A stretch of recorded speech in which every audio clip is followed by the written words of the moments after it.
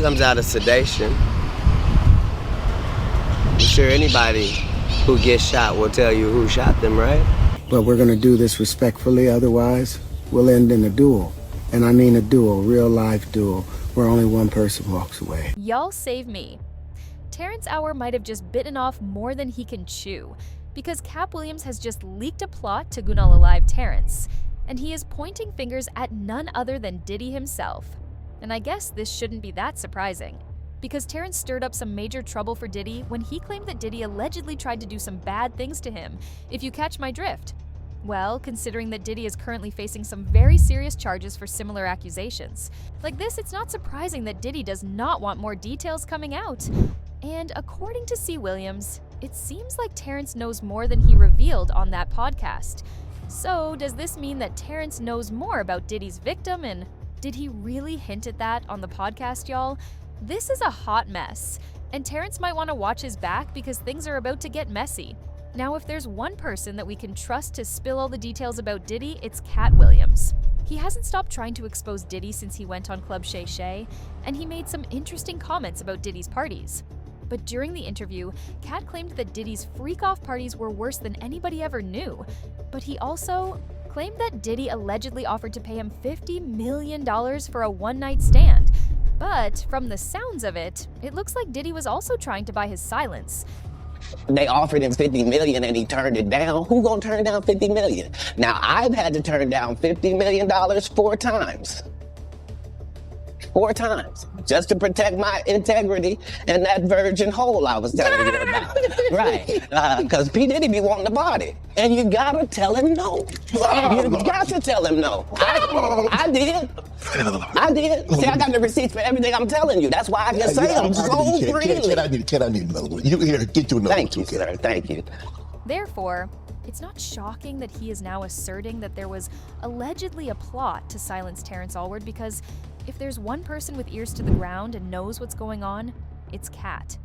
From the sound of it, Terrence might know more than he's saying now, despite the many fans were still shocked when Terrence publicly disclosed his own strange and unsettling experience with Diddy.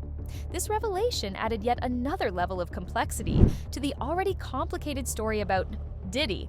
According to Howard, there was nothing discreet or subtle about the alleged encounter.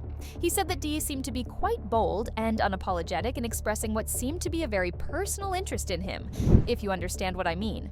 Terrence implied that Diddy's behavior made it clear that he wasn't just interested in a professional relationship or a casual conversation, but rather something much more intimate and personal. Did you ever have the opportunity where you got invited and you said no to it? Hell yeah.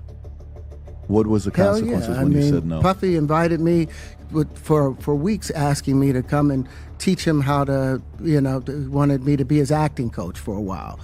Go there and he's sitting around just looking. I'm like, okay, what's the material you want to work on? He's just looking at me. Then next thing you know, okay, hey, will you help me? I want to hear your music. So I come over there and I play the music, and he's sitting there just looking at me, like waiting. Okay.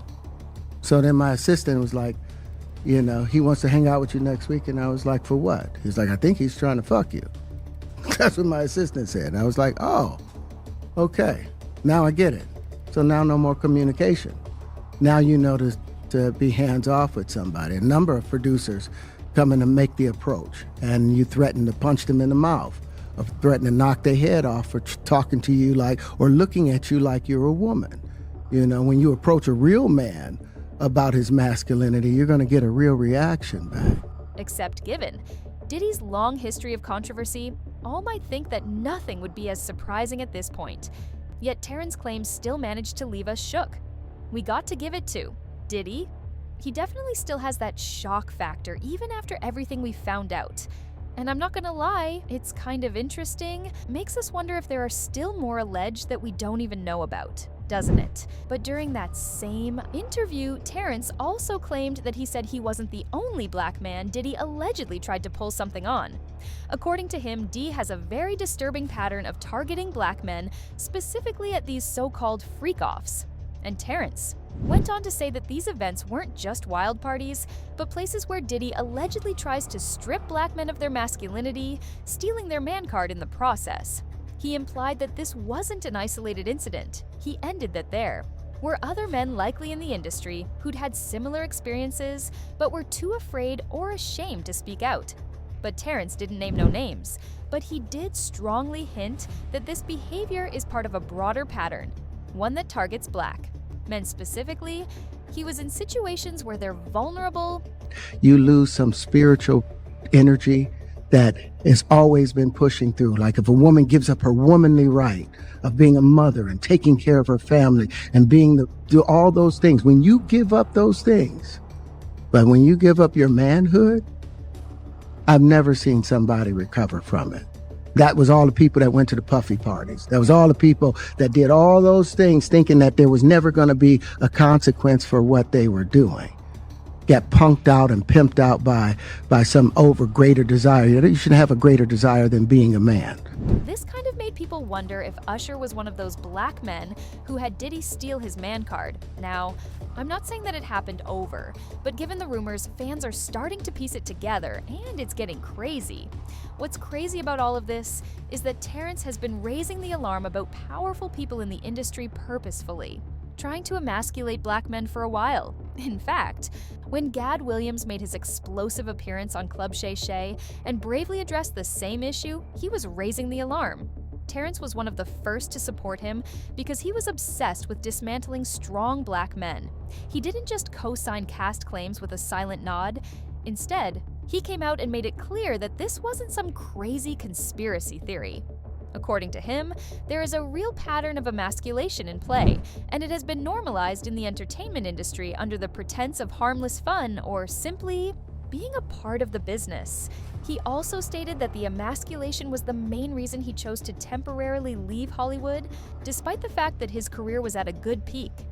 "My daddy taught me never take the vertebrae out your back or the base out your throat. I ain't raising sheep, I raised men. Stay a man. Being a man comes with a curse because it's not a society made for men to flourish anymore. Everything is androgynous. You know, the more successful men now are the effeminate." He also said the man has been demonized with the new formula. Most men are made to be effeminate and not have their power or sense of strength. They allow white man to be able to be strong. But when it's a Black man, it's seen as a threat. I don't want to remove a few chromosomes to fit in somebody's story. So I feel the need to expand their stories to allow men to be men and simultaneously appreciate a woman's beauty. Okay, men, but given everything we know about Terrence and how outspoken he's been about the industry's dark underbelly and how unafraid he is to name them names, you really have to sit back and ask yourself, did he even think of trying to pull something off with him of all people? But Terrence is the last person who's going to stay quiet about something like this. He'd been calling this kind of behavior out for years. So if Diddy thought he could finesse or intimidate him into silence, that was a bold miscalculation. But then again, this is Diddy. We're talking about as arrogant as they come. This is the same man who allegedly invited 50 Cent on a shopping spree, supposedly, trying to flirt with him, knowing full well that 50 has made a whole career out of dragging him and being his #1 hater. But if Diddy wasn't fazed by the idea of making a move on someone as petty and as publicly aggressive as 50, then it just kind of tracks that he wouldn't blink twice before trying something with Terrence either. It seems like Diddy doesn't care who you are or how vocal you've been when he wants something. He just does it no matter what the consequences may be. But here's where it gets even messier, because the timing of Terrence's latest comments could not have been worse for Diddy. His trial is creeping up very fast, with the jury selection scheduled to begin in just 2 weeks. And that means all eyes are about to be back on him, and the court of public opinion is already heating up. The last thing that he needs right now is for his alleged misdeeds, especially the more predatory ones, to start trending all over again. And yet again, here we are with Terrence, adding more fuel to the fire. The internet's been buzzing, and you just know folks are going to start revisiting every old story, every accusation, every freak-off rumor, and then he's trying to fight for his freedom. And meanwhile, his name is being dragged through the mud over and over and over again. If he thought the noise had died down, Terrence just turned the volume right back up. And according to Katt Williams, this is allegedly the reason why Terrence's life is in danger. From Katt's perspective, Terrence knows more than what he said in the podcast. And it seems like Diddy's team thought they could trust Terrence to keep his mouth shut, but that changed when he spilled it on the podcast. But if you think that this is all a little bit cray-cray, well, the stakes are even higher. The charges Diddy is facing are way more serious than people seem to realize. The civil lawsuits alone are messy enough. But the real storm is coming from the feds, the federalists. This isn't just a slap-on, the wrist situation, or a PR scandal he can pay his way out of. The federal case has some serious weight behind it. He's looking at a racketeering charge, which if convicted could land him in prison for life. Not 5 years, not 10, a whole life. That charge alone puts him in the same category as mob bosses and drug kingpins. The government isn't just saying that he did some shady stuff. They're saying he ran an entire criminal enterprise. And on top of all that, he's also facing a charge. And unlike the racketeering charge, which could carry a range of sentences, this one comes with a mandatory minimum of 15 years. That means if convicted, there's no pleading down, no slaps on the wrist, no celebrity leniency. He'd have to serve at least 15 years behind bars. So when you zoom out and look at the big picture, you can see why his team would allegedly try to avoid these new scandals. An interesting thing is that the judge and the prosecutors in this case saw this coming from the very start. Diddy was officially arrested back in September 2024, and ever since that moment, he's been sitting around behind bars. During that time, his legal team was working overtime trying to get him out of jail on bail, and they filed multiple motions, pulled every card they could and tried to argue that he's not even a flight risk, that he's got deep ties to the community. But it hasn't worked at all. The prosecutors came in strong and laid out every very convincing case for why Diddy needed to stay, exactly where he is. And they argued that not only is he a major flight risk given his money power and connections across the world, but that there's also a real concern about witness intimidation and tampering. Basically, they said, if you let this man out, there's no telling what strings he might try to pull behind the scenes, and the judge clearly agreed. Russell checking things out in Bali, but according to reports, they're worried he will intimidate witnesses and obstruct the case. If he's released on bond, prosecutors also say that he's got the money and the means to be a flight risk, and the feds say he had what appeared to be narcotics in his hotel room when he was arrested. Keep this in mind, but we'll get back to it in a moment. In any case, to demonstrate to you how serious this case is, his attorneys made a valiant effort to get him released on bail, even going so far as to post his household goods as collateral.